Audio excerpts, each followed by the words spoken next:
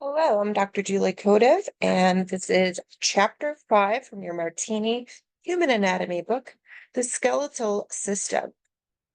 Osseous tissue and skeletal structure. Osseous just means bone. Introduction. So our skeletal system is made up of skeletal bones, 206 to be precise. So 206 bones, cartilage. Our ligaments connect our bone to bone, and other connective tissues to stabilize the skeleton. Functions of our skeletal system is support for our body and our organs, protection to our internal organs, storage of minerals like calcium and phosphate ions, blood cell production from the red bone marrow producing erythrocytes. So when you see that word erythro right here, that means red. Okay, that means red. And then when you see this leukocyte right here, leuko means white. And then CYT means cell. Okay. And then platelets are helpful in clotting our blood. Okay. And so this blood cell production comes from our red bone marrow. And then the yellow is adipocytes. So we see that CYT here for the yellow marrow. That just means cell. Adipo is adipose or fat, right? So there's yellow bone marrow and red bone marrow. A red bone marrow is going to make our blood for us. And then leverage. Muscles move our bones, and muscles pull on these bones to produce our movements. The structure of the bone, and at the end, we'll watch a video together that will help with this part here as well. So bone is a supporting connective tissue. There's specialized cells, solid extracellular matrix. Bone matrix consists largely of crystals of hydroxyapatite. So what you'll see is this exact word in some of the calcium and bone building supplements out there. So this is accounting for almost 2/3 of the weight of our bones. The remaining third is dominated by collagen fibers, where there's a lot of collagen supplements out there as well, and a small amount of other calcium salts. Collagen and hydroxyapatite make up the bone tissue and make it extremely strong. Bone cells contribute only about 2% of our bone mass. So let's look at the cells. And when we see the word cell, we see this site right here. Okay, so bone cell. So osteocytes are the mature bone cells. These are completely surrounded by a hard-bound matrix. They maintain the protein and mineral content of the matrix. Now, osteoblasts, okay, osteoblasts with the B, that's the builder, okay, or the immature bone-forming cells.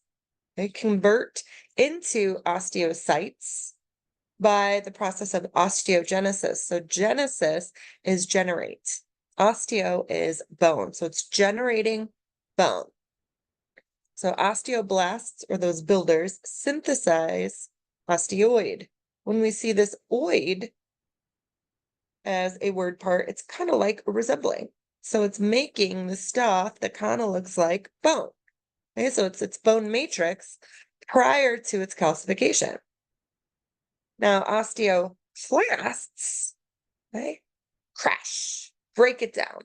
Okay, so large multinucleated cells that help dissolve the bony matrix through the process of osteogenesis. So these are important in regulating calcium and phosphate concentrations in our bodily fluids, including our blood. So this is going to build up the blasts, and the clasts are going to break it down. Why is it breaking it down? In order to get the calcium out of the storage of the bone so we can use it in the blood for mainly for muscle contraction, so many things, but it's really tightly controlled. So our heart continues to beat is the ultimate goal there. And then this is a normal life cycle. So we want blasts, we want sites, and we want clasts and we want them to continually be refreshing and breaking down and building back up so we have nice, strong, healthy, fresh bone. Okay. A lot of the medications out there that attempt to help osteoporosis work here at the osteoclast level to try and eliminate that breakdown, but it didn't work very well because then we're just left with kind of old bone that should have been broken down and recycled and really isn't as strong. Right? Osteoprogenitor cells, these differentiate to form new osteoblasts, progenitor. Okay, so heavily involved in the repair of bones after a break. Two types of osseous tissue. So we see compact bone and spongy bone here. So compact bone is just what you think it's going to be. It's dense, it's compact.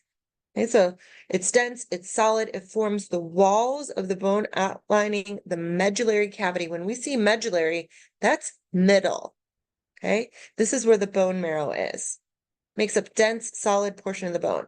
Now, the spongy bone or the trabecular bone or the trabeculae form an open network of plate. So this creates the lightweight nature of our bones. So the internal organization here, and you'll see this in the video at the end as well, but just kind of introducing it here. Internal organization in representative bones. So this is a femur bone. We can see the ball of the ball and socket here. We can see the greater trochanter here for viewpoint of where we are on the bone. And what we're looking at here is just this little space. So see the little rectangle here? Okay. And what you see is that trabeculum or trabeculae of the spongy bone that we just looked at. And then see the little openings here, the little dots? Those are openings or canals or tiny canals called canaliculi, right? So tiny diminutive canals opening on the surface. And then end ostium, os for bone, endo within. So this is the space within, and then the lamellae are these kind of concentric circles here. So for our internal organization here, we're looking at the spongy bone. Looks just like a sponge, doesn't squish like a sponge, but it looks porous, like a sponge. And then we see these blood vessels all throughout. We see the compact bone on the outside, giving it shape. And then we see that medullary cavity or the middle area in here. Medullary middle, and then the endosteum that layer within. Periosteum is kind of like this saran wrappy like layer around the bone, but harder than saran wrap. And this is the area that hurts. P for periosteum, P for pain. When someone breaks a bone, the rest of the bone not really well innervated with nociceptors or pain receptors, but the periosteum is, and this is what causes the pain of the broken bone. So you could see a slice through here, right here. I'll erase so you could see that. So they took a little slice right here, and they're showing it to us here, right? And then even smaller pieces all throughout. Okay, so you could see the compact, the spongy, the medullary cavity in this viewpoint here, and then this viewpoint here. You can see this right here. We have this in a plastic model in lab if you ever want to come to lab and check that out. So you can see the blood vessels here, blue for vein, red for artery. Okay, so the capillary or the blood coming away from the heart here. And then you see the little circles here, concentric circles of the lamellae.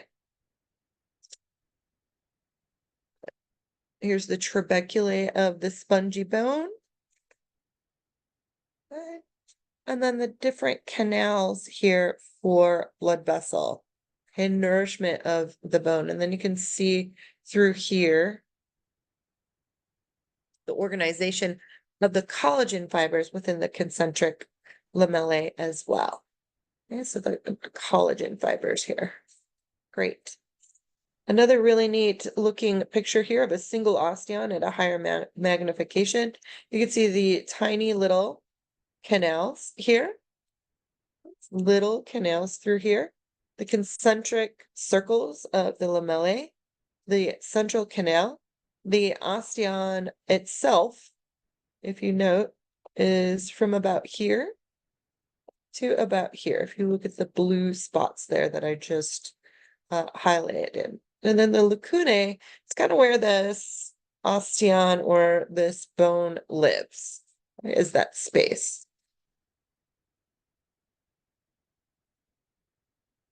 And then we see this nice picture here of the histology. So remember, histo means tissue, right, of the periosteum and endosteum. And you can see the picture here, right, of this rectangle is what they're showing you here. You could see a bit of the joint capsule, the cellular layer of the periosteum, the area around the bone. See the os right here, area around the bone. Again, P for periosteum, P for pain. This is where the pain is when this layer gets fractured. Okay?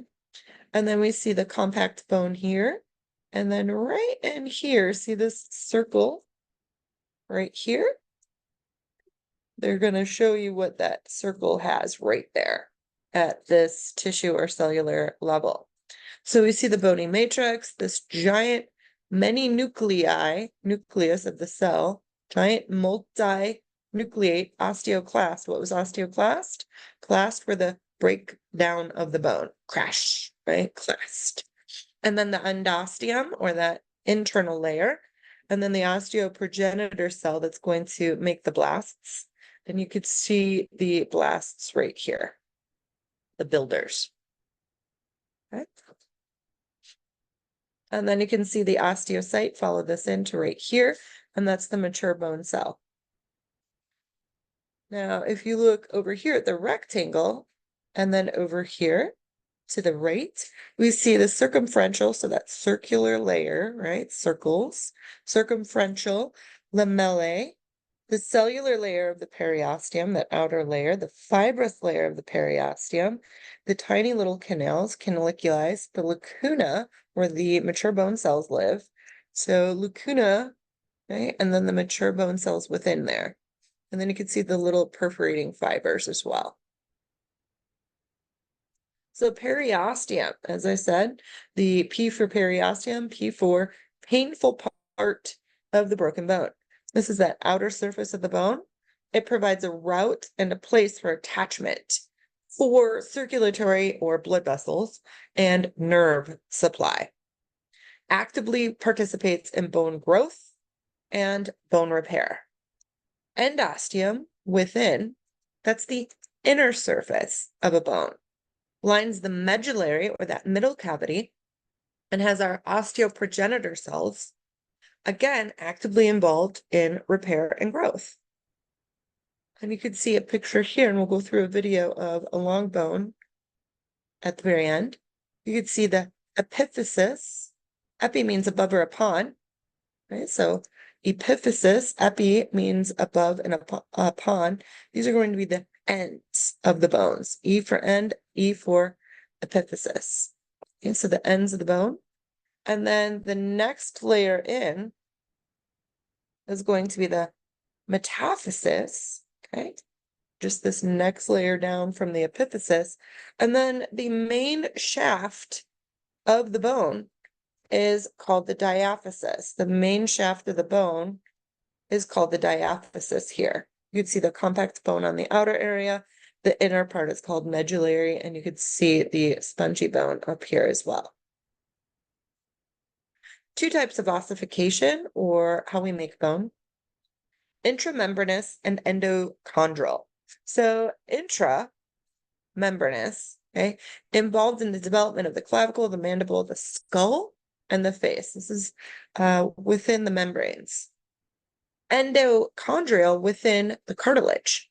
Right? So the cartilage is going to ossify or become bone. This is involved in the development of our limbs, our vertebra, and our hips. Okay? So ossification center is the bone formation beginning area of the bone. Okay? So it's either within the membrane or within the cartilage. Here's a nice picture that our book gives us. And we could see number 1 here. Okay. Mesenchymal cells aggregate, differentiate into osteoblasts, or the builders, and begin the ossification process, the building, the hardening of the bone. The bone expands as a series of spicules or little spikes that spread into the surrounding bones. Number two is the little spikes or spicules interconnect. They trap blood vessels within the bone. And then number three, over time, the bone assumes the structure of the spongy bone. Areas of spongy bone may later be removed, creating medullary cavities. Through remodeling, spongy bone formed in this way can be converted to compact bone. And here you can see the little blood vessels in here. Another really nice picture here from your book explaining endochondrial ossification. Okay, so endochondrial ossification, and you can see here, right, so at the cartilage areas here becoming bone, ossifying. Here you could see the epiphysis, or this outer area or the end of the bones here. You could see the diaphysis is the shaft through here, and then you could see the blood vessels and the spongy bone starting to form, the medullary cavity and compact bone around here.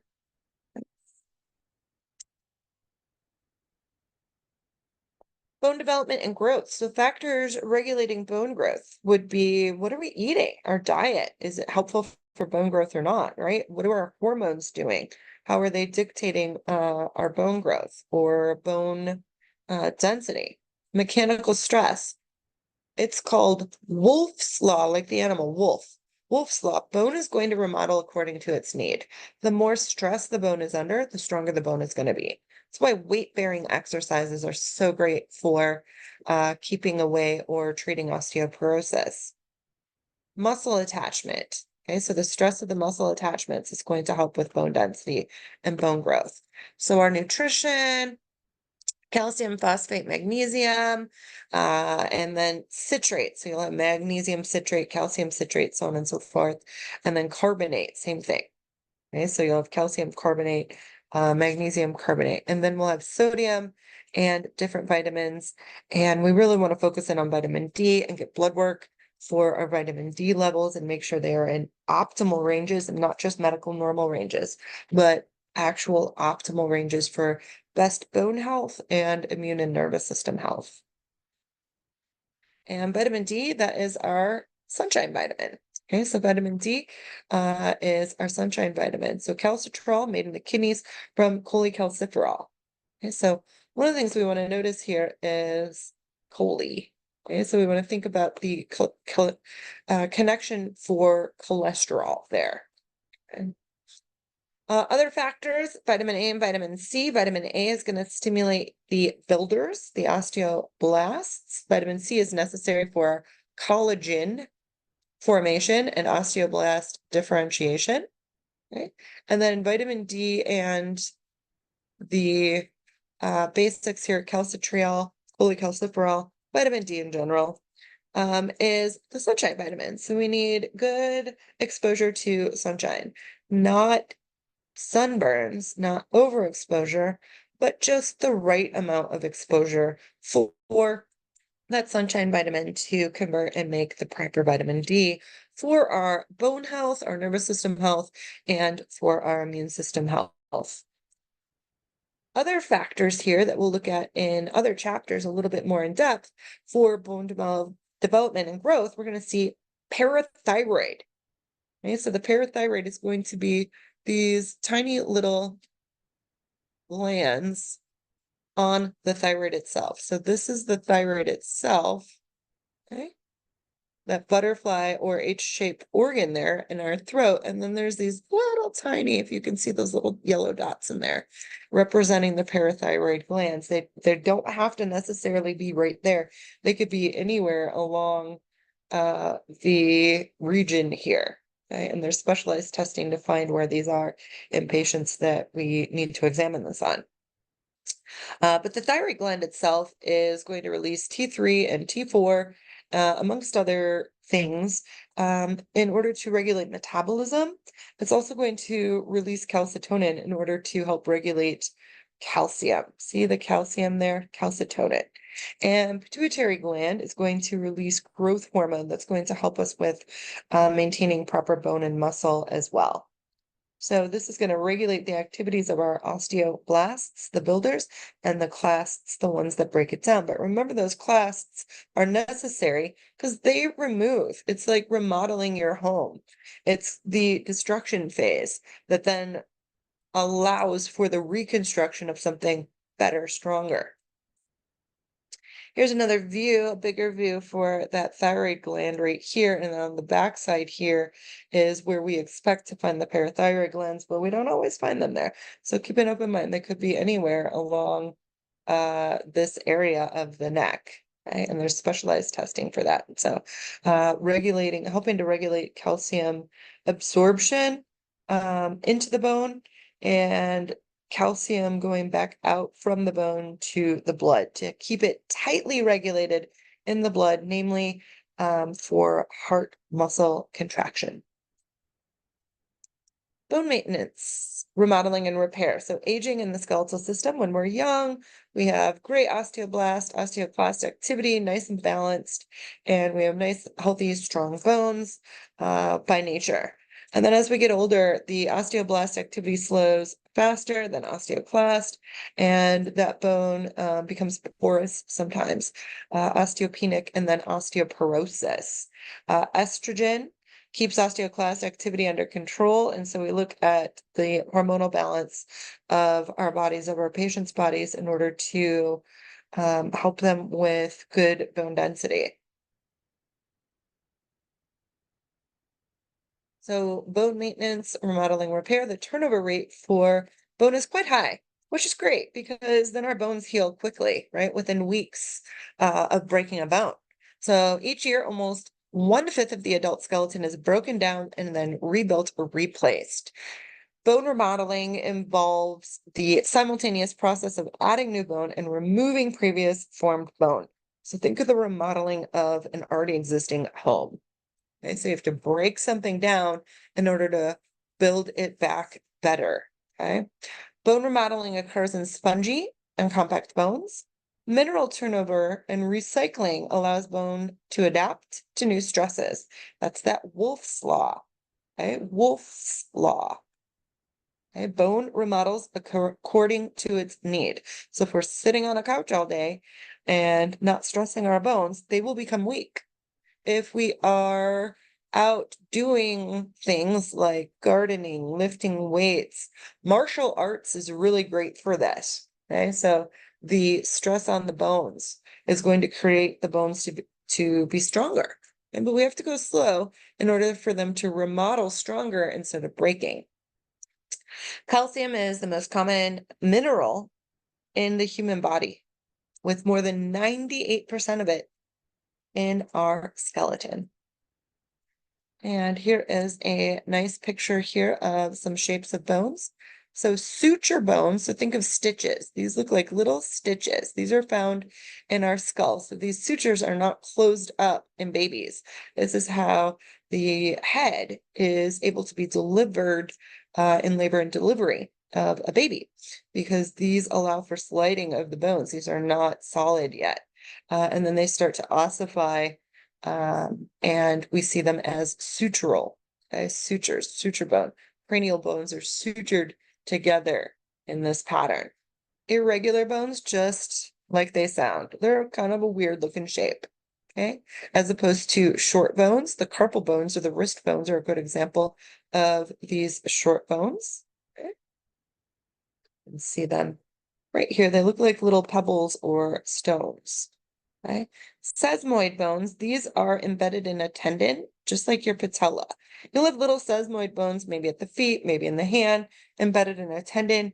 And again, remember, bones remodel according to their need. So if there's a lot of stress at that tendon, it can start to ossify, and we call those little sesamoid bones. There's nothing wrong with them, no need to remove them. And every once in a while, you'll see somebody that's fractured one, and that can be complicated. But they are bones within a tendon, and we normally see it at the patella. Long bones, we'll see a little video on an example of a long bone, but this is your arm bone right here, the humerus. Okay, The femur is another great example of the long bone. Okay, and then the tibia and the fibula, but we'll get into those in another chapter. Pneumatized bones up here, pneumo means air. So we see these little air cells here. So think of your sinuses, okay, the air cells here.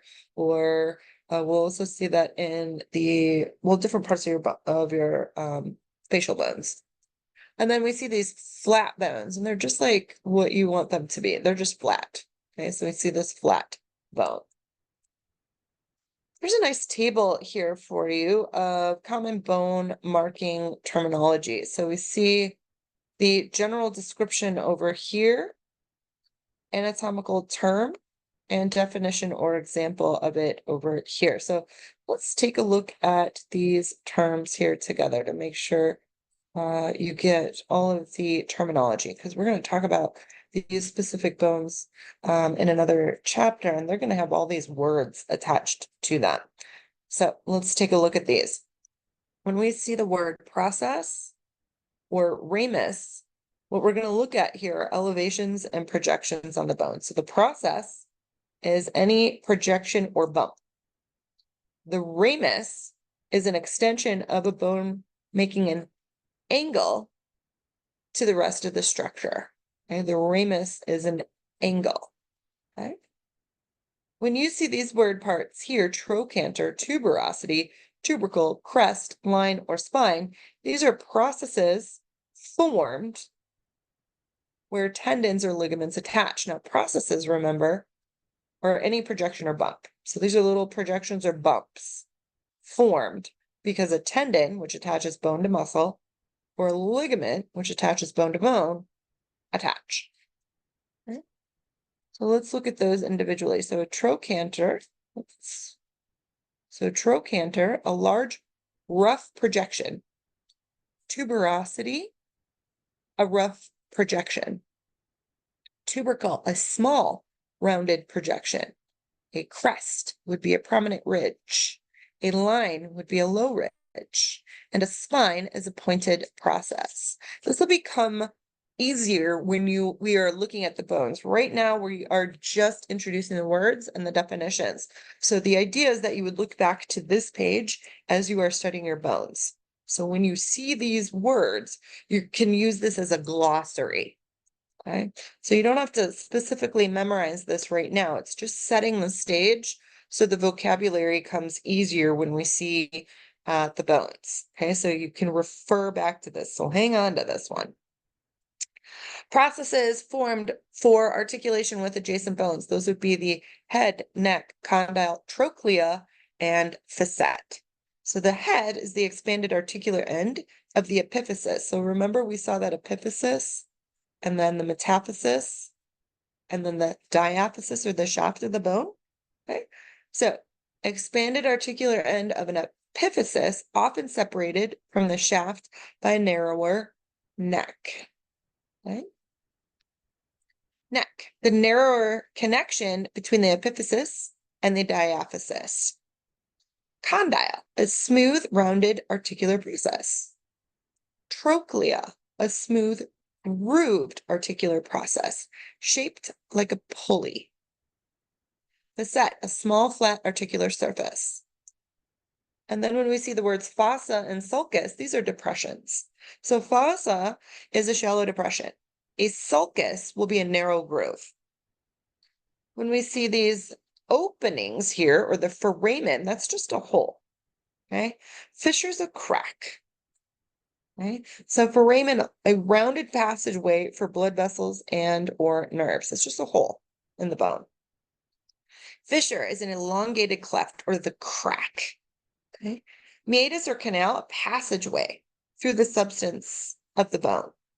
Sinus or antrum is the chamber within the bone, normally filled with air. So think of the sinuses in your face, right, in your nasal passages. Right, so hold a moment here and we will play this video examining a long bone. So give me a moment to pull that screen up for you. And this will conclude our video here. So it's about 5 minutes.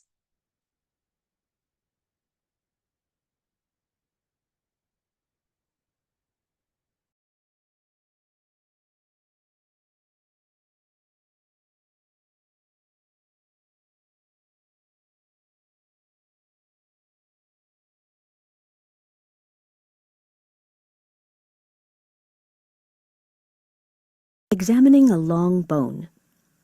Bone density is a major health concern because the density can increase the risk of fractures and the need for surgical repair. Osteoporosis can occur, as shown here in the trabeculae of spongy bone, but compact bone can also become osteoporotic. This video will describe the location of compact and spongy bone in the long bone and indicate the locations of the membranes of the bone that act as coverings. In general, long bones, such as the femur, are longer than they are wide. The shaft of the bone is called the diaphysis. The diaphysis is composed mostly of compact bone. The superficial membrane that covers the diaphysis is the periosteum. We will use a model to illustrate how the periosteum surrounds the compact bone. The model shown here represents a section of the compact bone of the diaphysis. The periosteum is shown in light blue. The perforating fibers of the periosteum penetrate the bone and are continuous with tendons, ligaments, and aponeuroses. Also notice the osteons on the bone model. They are organizational structures composed of concentric rings of bone matrix called lamellae. The osteons are pulled out on the model for illustration purposes. Let's check your understanding. The membrane that covers the shaft of the long bone is the osteon, diaphysis, periosteum, or lamella.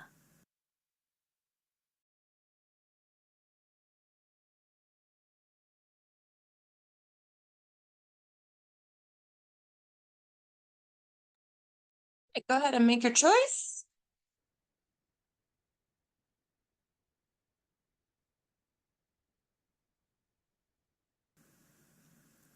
The periosteum is the external membrane that forms a covering around the diaphysis that's like the perimeter of a building. Lamellae are layers of bone matrix that form the osteon, the organizational unit of compact bone. The ends of the long bone are called epiphyses. Singular, epiphysis. The proximal epiphysis of the femur forms the head. Each epiphysis has a layer of compact bone. The compact bone encloses the spongy bone. Spongy bone is composed of passageways called trabeculae. The trabeculae shown here are magnified 300 times. On their outer surface, the epiphyses have articular cartilage composed of hyaline cartilage, as shown with this chicken bone. This cartilage serves to absorb shock and reduce friction during movement. Let's check your understanding. Which of the following is mismatched? Spongy bone to trabeculae, compact bone to osteon, or articular cartilage to elastic cartilage?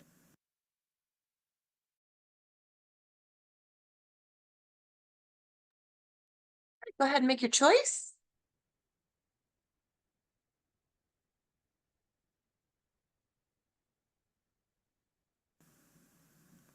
Articular cartilage is composed of hyaline cartilage. When bones are still growing in length, there will be a thin layer of hyaline cartilage in between the epiphysis and the diaphysis. It is called an epiphyseal plate, or growth plate. Returning to the sectioned long bone, we see that the growth plate is converted into bone and forms the epiphyseal line. The hollow portion of the interior of the shaft is called the medullary cavity. It is lined with a thin layer of spongy bone. In adult bones, the medullary cavity is filled with yellow marrow, which consists mostly of adipose tissue, as shown here. In children, it is filled mostly with red bone marrow and produces red blood cells. In both adults and children, red bone marrow is found in between the trabeculae. In adults, the trabecular spaces also store adipose tissue. The endosteum is a membrane that covers the trabeculae, forming spongy bone found in the diaphysis and the epiphysis. In the image shown here, the endosteum is covering the trabeculae in the epiphysis. Although we have been examining a femur, all long bones have the same general locations of compact bone, spongy bone, and membrane coverings. You can gain an appreciation of these features by examining a long bone such as the femur or the humerus, illustrated here.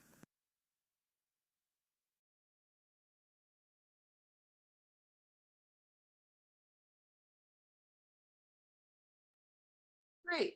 And that concludes this first part for our chapter 5, part 1. I'll see you for the next part.